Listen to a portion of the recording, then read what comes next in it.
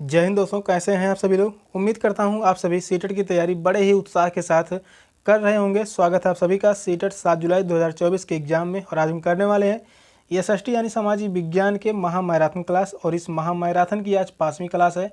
महामैराथन की जो भी क्लास हुई हैं 1 से लेकर 4 तक, आज 5वीं करने वाले हैं।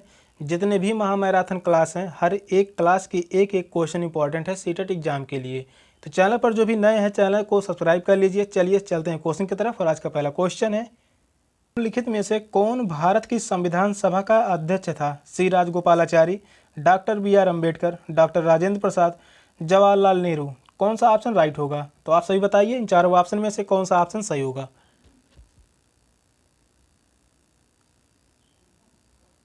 तो भारत की संविधान सभा का अध्यक्ष कौन थे? तो वह थे डॉक्टर राजेंद्र प्रसाद। तो इस क्वेश्चन का राइट आंसर होगा option C, doctor Rajendra Prasad. Doctor Rajendra प्रसाद भारत के प्रथम राष्ट्रपति भी थे। भारत के प्रथम राष्ट्रपति कौन थे? राष्ट्रपति कौन थे? तो वह थे डॉक्टर राजेंद्र प्रसाद।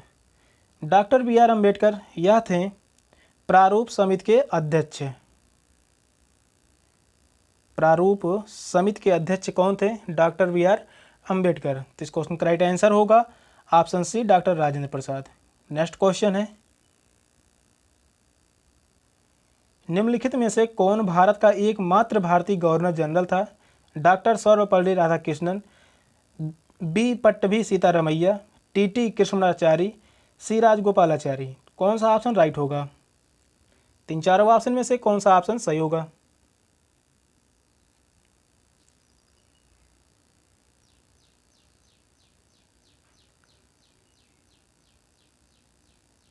तो भारत का एकमात्र भारतीय गवर्नर जनरल सी राजगोपालाचारी थे। तो इस क्वेश्चन का राइट आंसर होगा ऑप्शन डी, सी राजगोपालाचारी भारत के एकमात्र भारतीय गवर्नर जनरल थे। मद्रास प्रांत के यह मुख्यमंत्री भी रह चुके थे। सी राजगोपालाचारी जी मद्रास प्रांत के मुख्यमंत्री भी रह चुके थे। सी राजगोपालाचारी जी वकील, लेखक, राजनीतिक और दार्शनिक भी थे। तो इस क्वेश्चन का जो राइट आंसर होगा ऑप्शन डी। नेक्स्ट क्वेश्चन है, भारत का संविधान कब अपनाया गया था? 15 अगस्त 1947 में, 26 नवंबर 1947 में, 26 नवंबर 1949 में, 26 जनवरी 1950 में। कौन सा ऑप्शन राइट होगा? तो भारत का संविधान कब अपनाया गया था? तीन चारों ऑप्शन में से कौन सा ऑप्शन राइट होगा?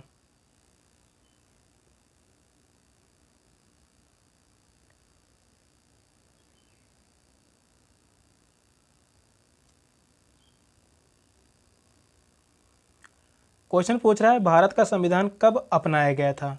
तो वह अपनाया गया था 26 नवंबर 1949 को। तो इस क्वेश्चन का राइट आंसर होगा ऑप्शन सी, 26 नवंबर 1949 को भारत का संविधान अपनाया गया था। 26 जनवरी 1950 को पूरे देश में लागू किया गया था भारत का संविधान।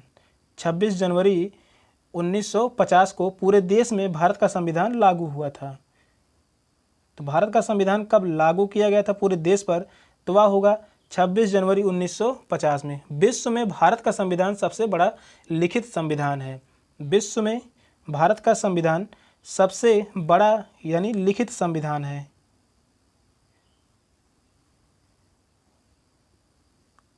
सबसे बड़ा लिखित संविधान है। तो इस क्वेश्चन का राइट आंसर होगा ऑप्शन सी, 26 नवंबर 1949। नेक्स्ट क्वेश्चन है, निम्नलिखित में से किसने भारत की रियासतों को एकीकृत करने में निर्णायक भूमिका निभाई थी? जवाहरलाल नेहरू ने, सरदार वल्लभ भाई पटेल ने, डॉक्टर बी आर अम्बेडकर ने, सी राजगोपालाचारी ने। कौन सा ऑप्शन सही होगा?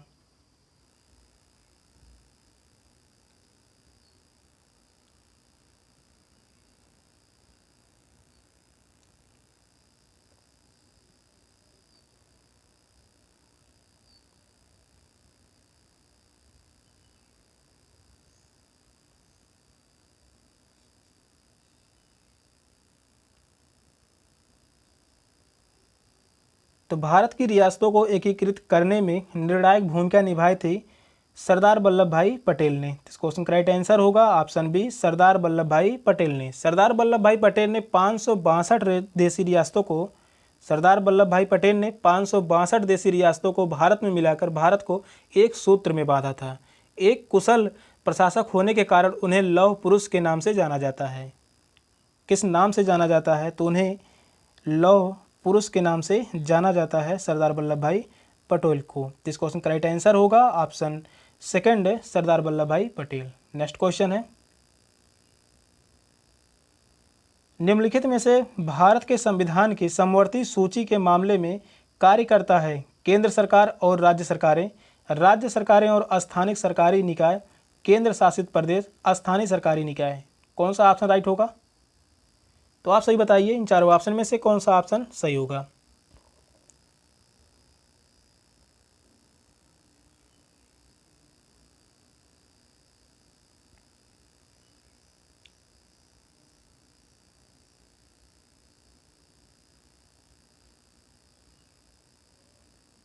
तो भारत के संविधान की समवर्ती सूची के मामले में कार्य करता है केंद्र सरकार और राज्य सरकारें दोनों काम करती हैं समवर्ती सूची के मामले में।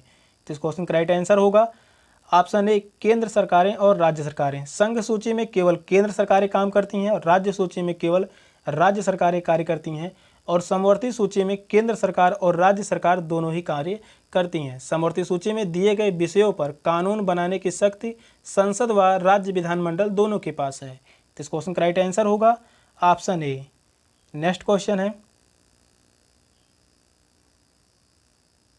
निम्नलिखित में से कौन भारत की संविधान सभा में मसौदा समिति के अध्यक्ष थे? C Rajagopalachari ji, doctor B R Ambedkar ji, doctor Rajendra Prasad, Jawaharlal Nehru. कौन सा ऑप्शन सही होगा?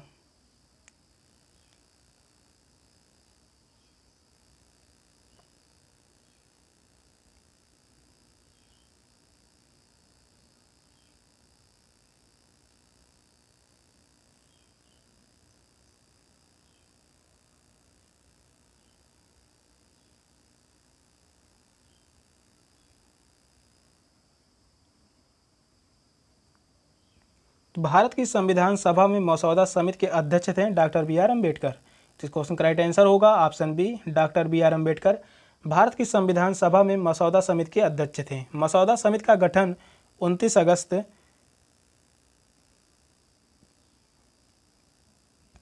मसौदा समिति का जो गठन है वह 29 अगस्त 1947 को किया गया था। 1947 में इसका गठन हुआ था। मसौदा समिति का गठन जो है 1947 में हुआ था। इसमें 7 सदस्य थे। मसौदा समिति में कितने सदस्य थे? 7 सदस्य थे, जिसके अध्यक्ष थे डॉक्टर बी आर अम्बेडकर जी। तो इस क्वेश्चन का राइट आंसर होगा ऑप्शन बी। नेक्स्ट क्वेश्चन है,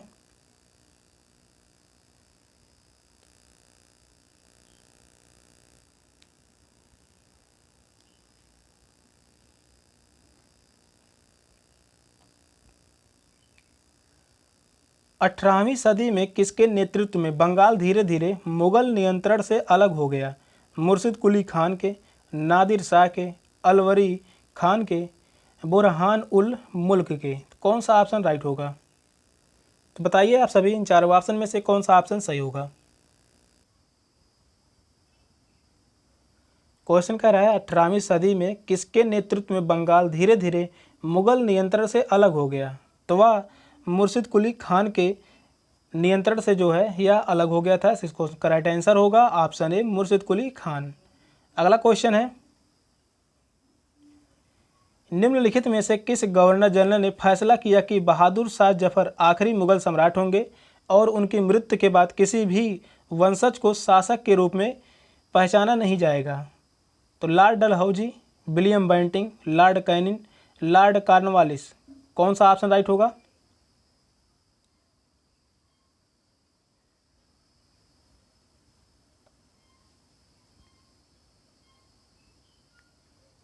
क्वेश्चन को ध्यानपूर्वक पढ़िए और सही आंसर दीजिए। क्वेश्चन कह रहा है किस गवर्नर जनरल ने यह फैसला किया कि बहादुर शाह जफर आखिरी मुगल सम्राट होंगे और उनकी मृत्यु के बाद किसी भी वंशज को शासक के रूप में नहीं पहचाना जाएगा?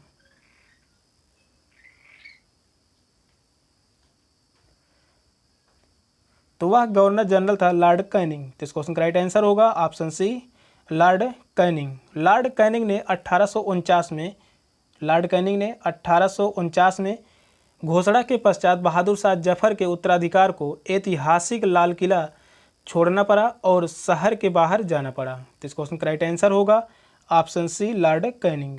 नेक्स्ट क्वेश्चन है, किस गवर्नर जनरल ने घोषित किया कि अवध पर गलत तरीके से शासन किया जा रहा था और उचित प्रशासन सुनिश्चित करने के लिए ब्रिटिश शासन की आवश्यकता थी? तो Lord Ripon, Lord Canning, Lord Dalhousie, Lord Mountbatten. कौन सा ऑप्शन सही होगा?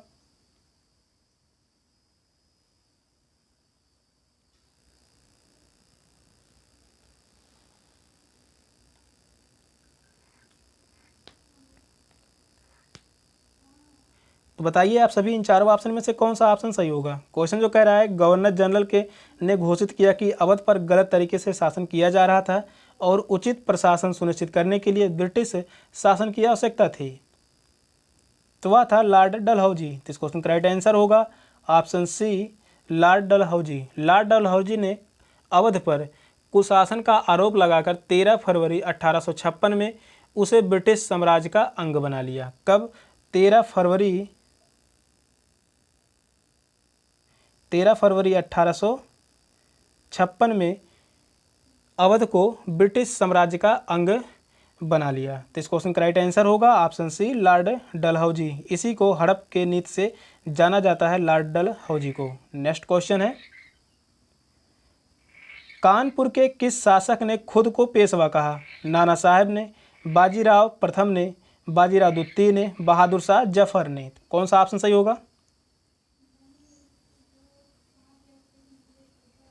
क्वेश्चन जो कह रहा है कानपुर के किस शासक ने खुद को पेशवा कहा?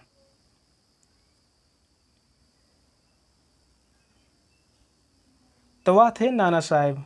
नाना साहेब ने खुद को पेशवा कहा। तो इस क्वेश्चन का राइट आंसर होगा ऑप्शन ए, नाना साहेब। 1857 के विद्रोह में कानपुर से विद्रोह का संचालन नाना साहेब ने ही किया था। 1857 के विद्रोह में कानपुर में विद्रोह का संचालन जो है नाना साहेब के नेतृत्व में हुआ था। तो इस क्वेश्चन का राइट आंसर होगा ऑप्शन ए। नेक्स्ट क्वेश्चन है,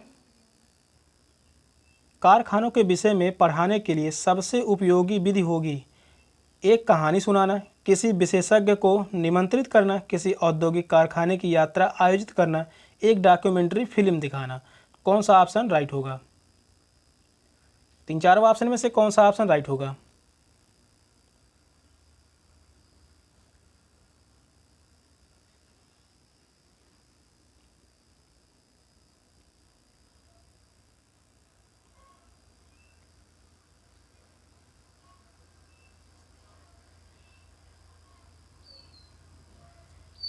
क्वेश्चन कह रहा है कारखाने के विषय में पढ़ाने के लिए सबसे उपयोगी विधि होगी, तो वह होगी किसी औद्योगिक कारखाने की यात्रा आयोजित करना। तो इस क्वेश्चन का राइट आंसर होगा ऑप्शन सी, किसी औद्योगिक कारखाने की यात्रा आयोजित करना। यह विधि सिखाने पढ़ाने के उद्देश्य से बहुत ही महत्वपूर्ण है। तो इस क्वेश्चन का राइट आंसर होगा ऑप्शन सी। नेक्स्ट क्वेश्चन है, एडुसैट से क्या अभिप्राय है? रॉकेट जिसका उपयोग मानव निर्मित उपग्रहों को सूर्य की कक्षा में स्थापित करने के लिए किया जाता है। सौरमंडल में खोजा गया एक नया ग्रह, एक क्षुद्र ग्रह जो मंगल और बृहस्पति की कक्षाओं के बीच पाया जाता है, एक मानव निर्मित भारतीय उपग्रह। कौन सा ऑप्शन राइट होगा? क्वेश्चन जो कह रहा है एडुसैट से क्या अभिप्राय है?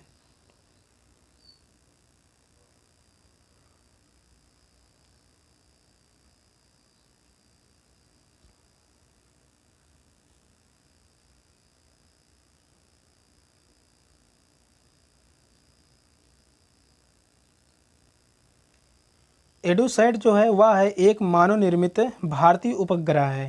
तो इस क्वेश्चन का राइट आंसर होगा ऑप्शन डी, एक मानव निर्मित भारतीय उपग्रह।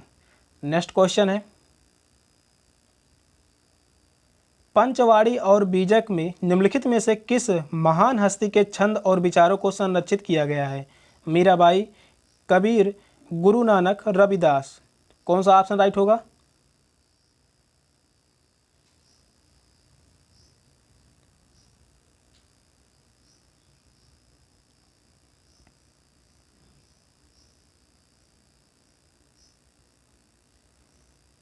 पंचवाड़ी और बीजक में किस महान हस्ती के छंद और विचारों को संरक्षित किया गया है? तो वह है कबीर। तो इस क्वेश्चन का राइट आंसर होगा ऑप्शन बी, कबीर के विचारों को ही संरक्षित किया गया है। इनकी रचना है बीजक साखी शब्द रमैनी। तो इस क्वेश्चन का राइट आंसर होगा ऑप्शन बी, कबीर। अगला क्वेश्चन है, एलोरा की गुफा का भित्ति चित्र जिसमें विष्णु को नरसिंह अर्थात पुरुष सिंह के रूप में दिखाया गया है, किस काल की कृति है? गुर्जर प्रतिहार काल की, राष्ट्रकूट काल की, चालुक्य काल की, गुप्त काल की? कौन सा ऑप्शन सही होगा? तो बताइए आप सभी इन चारों ऑप्शन में से कौन सा ऑप्शन राइट होगा?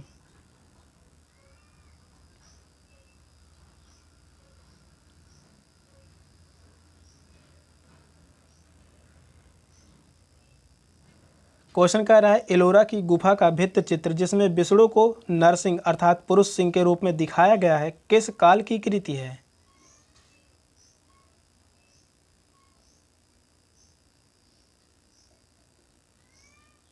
तो वह है राष्ट्रकूट काल की। तो इस क्वेश्चन का राइट आंसर होगा, यह कृति जो है राष्ट्रकूट काल की है। तो इस क्वेश्चन का राइट आंसर होगा ऑप्शन बी, राष्ट्रकूट काल। एलोरा हिंदू, बौद्ध और जैन गुफा मंदिरों की श्रृंखला के लिए प्रसिद्ध है। एलोरा गुफा जो है वह हिंदू, बौद्ध और जैन गुफा मंदिरों की श्रृंखला के लिए प्रसिद्ध है। तो इस क्वेश्चन का राइट आंसर होगा ऑप्शन बी, राष्ट्रकूट काल। अगला क्वेश्चन है, निम्नलिखित में से कौन सा संगठन उपनिषद में आस्था रखता है? ब्रह्म समाज, रामकृष्ण मिशन, सत्य शोधक समाज, सेवा समाज? कौन सा ऑप्शन राइट होगा?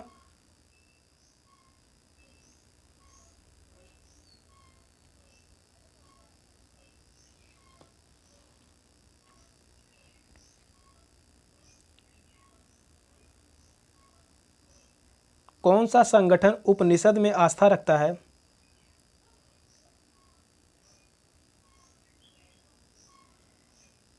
तो वह है ब्रह्म समाज। इस क्वेश्चन का राइट आंसर होगा ऑप्शन ए, ब्रह्म समाज जो है वह उपनिषद में आस्था रखता है। इस क्वेश्चन का राइट आंसर है ऑप्शन ए। ब्रह्म समाज के संस्थापक राजा राम मोहन राय हैं। आप सभी को पता होगा ब्रह्म समाज के संस्थापक राजा राम मोहन राय जी हैं। 1815 में राजा राम मोहन राय ने आत्मीय सभा की स्थापना की थी, जो 1828 में ब्रह्म समाज के नाम से जानी लगी।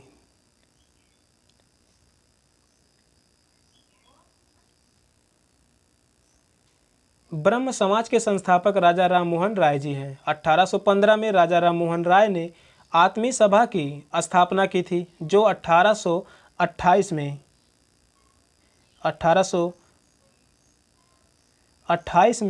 ब्रह्म समाज के नाम से जाना जाने लगा। और